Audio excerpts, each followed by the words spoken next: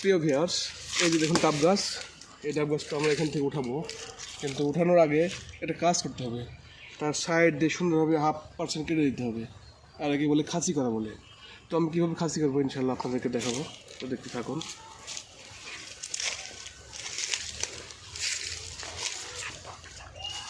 এই যে কোদাল দেখছেন, এটা দিয়ে প্রথমে সুন্দরভাবে কেটে নেব। তো এতে কোদাল দিয়ে কাটার পরে সুন্দরভাবে, এই যে দেখছেন আমার কাছে এটা কিন্তু শাবল বলে, অনেকে খুন্তি বলে, অনেকে গাছ কাটার শাবল বলে।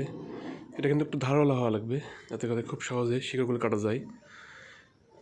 এভাবে সুন্দরভাবে চারপাশে গাছটার 3 ভাগের 2 ভাগ কেটে নিতে হবে। এরপরে যে বাকি অংশ থাকবে, এই অংশটা সেই দিন এটা উঠিয়ে নিতে হবে, কেটে উঠিয়ে নিতে হবে এই শিকড়গুলো, তাহলে সমস্যা হবে না। এরপর আমি সুন্দরভাবে পলিথিন দিয়ে কাটা অংশ ঢেকে দেবো। ইনশাল্লাহ 2 সপ্তাহের মধ্যে এখানে গরম ধরে নতুন শিকড় গজাবে। এরপরে গাছটা আপনি উঠিয়ে অন্য জায়গায় লাগাবেন। তো এভাবেই কিন্তু খাসি করা হয় আম গাছ, মেহগনি গাছ, কাঠের গাছ, ডাব গাছ, সব গাছেই। তো সবাই ভালো থাকবেন। আল্লাহ হাফেজ।